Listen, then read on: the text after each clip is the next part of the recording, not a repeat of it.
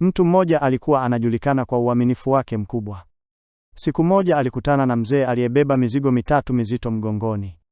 Mzee akamwambia, "Huu wa kwanza una shaba, je, utanisaidia?" Kijana akakubali, lakini moyoni akasema, "Siwezi kuuza uaminifu wangu kwa shaba tu." Walipotembea kidogo, mzee akasema tena, "Huu wa pili una fedha, utanisaidia?"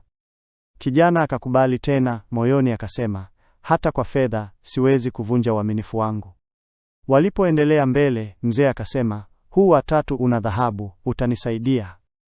Kijana akakubali, lakini safari hii mawazo yakabadilika.